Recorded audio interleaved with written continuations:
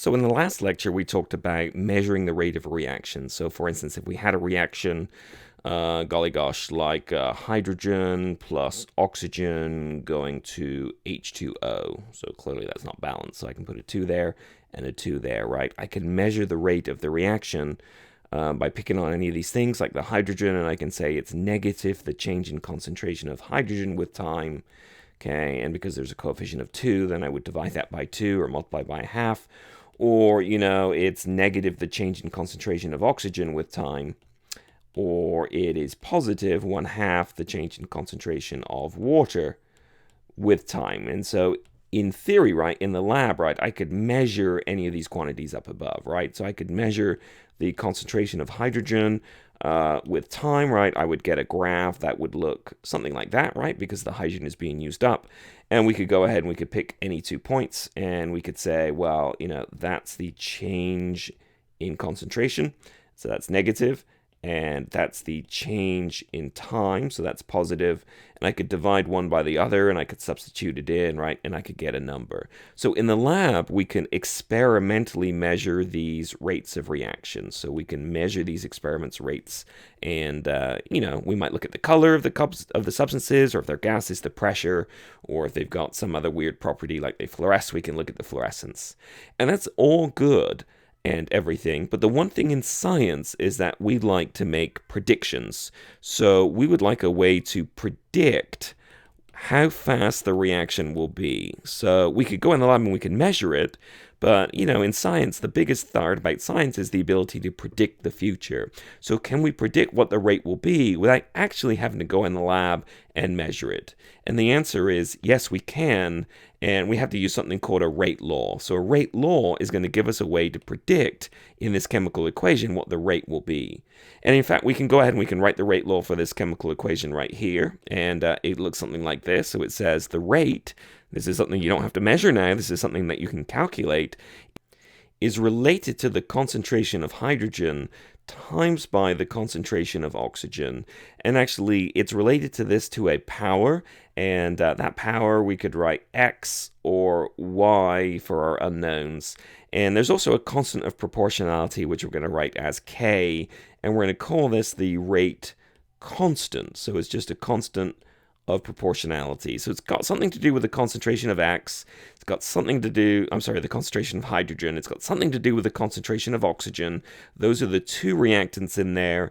It could be raised to a power of 1 or 2 or 3 or -1 or +8 or even 0, which if you remember, anything raised to the 0 just becomes the number 1, which in essence means it's got nothing to do with the concentration.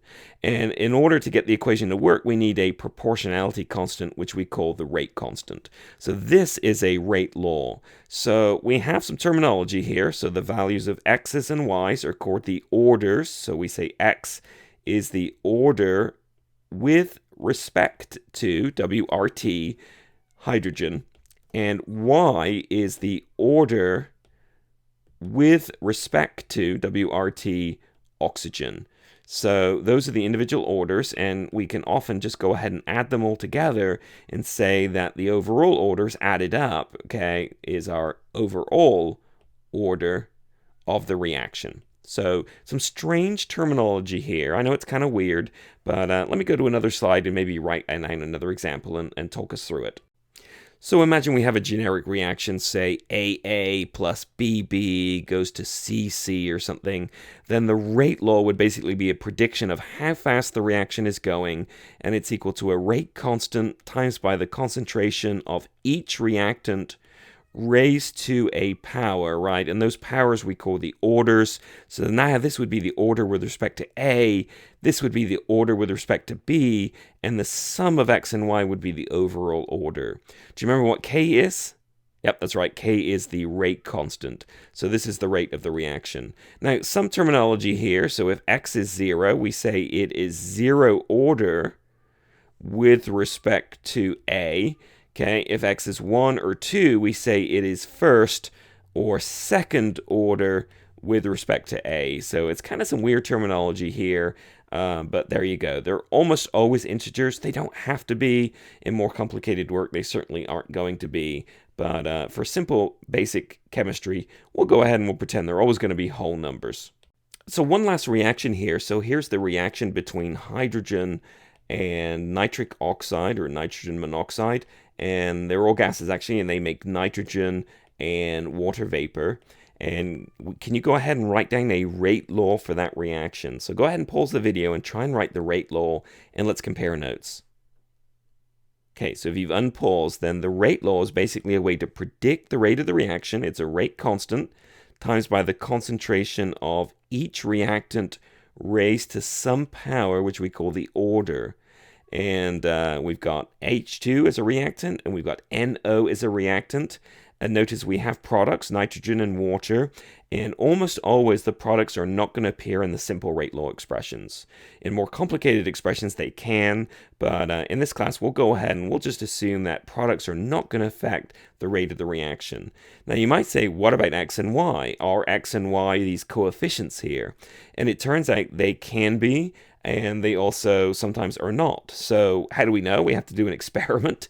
And experimentally, what we find is that the rate of this reaction is K times by hydrogen to the first power times by NO to the second power. So experimentally, right, we can determine these powers, but they're not related to the coefficients in the balanced equation.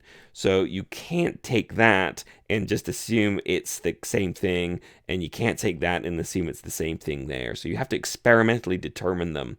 And what's the overall rate, what's the overall order of this reaction? That's right, you add together the numbers, so 1 plus 2 is 3.